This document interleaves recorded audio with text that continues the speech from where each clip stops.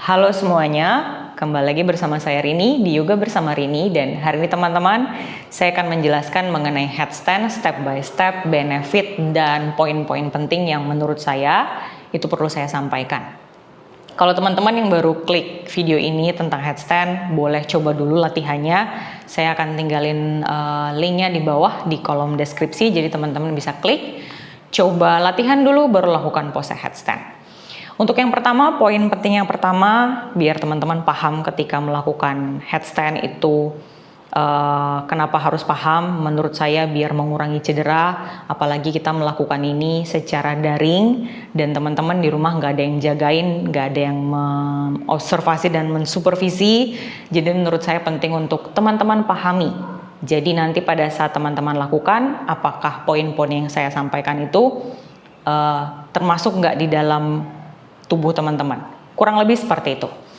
Yang pertama, pose headstand itu pose yang hampir semua ototnya akan digunakan. Karena pada saat kita mengangkat kaki ke atas, tubuh kita tuh harus punya awareness untuk mengaktifkan diri sehingga kita bisa stabil, tidak jatuh. Nah, hampir tidak ada otot yang rileks di dalam pose ini.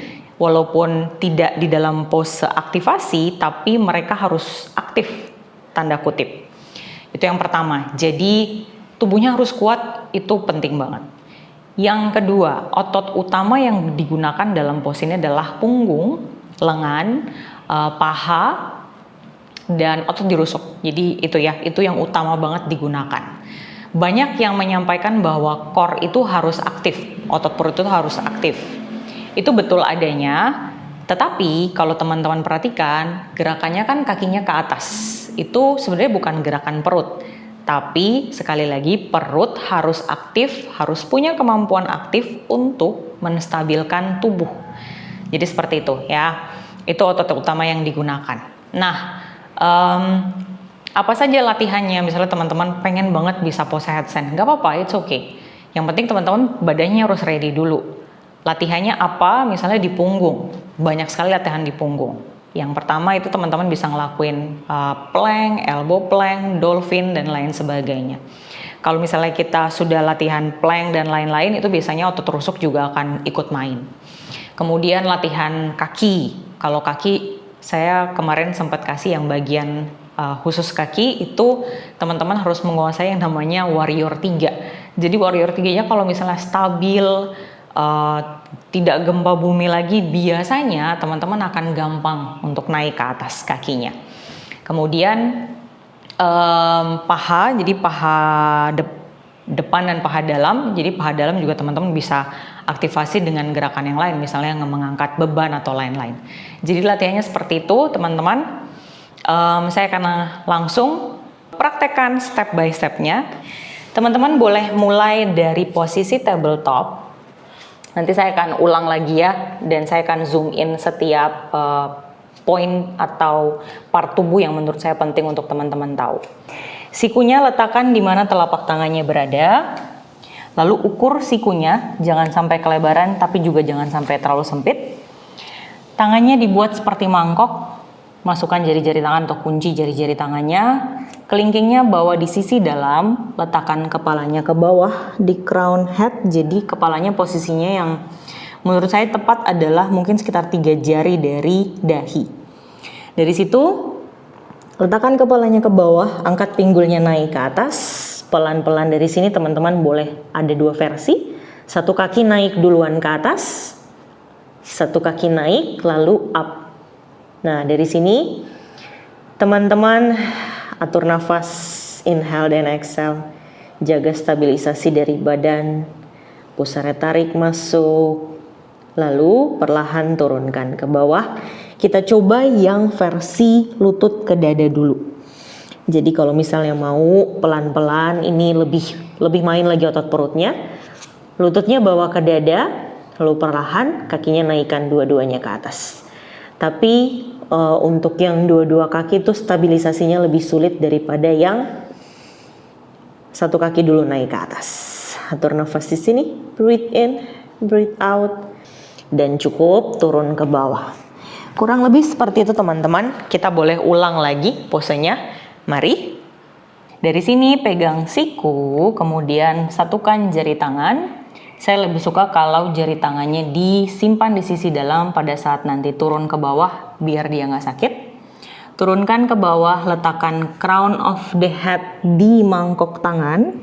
Jauhkan bahunya dari telinga, pinggulnya naikkan, kakinya maju.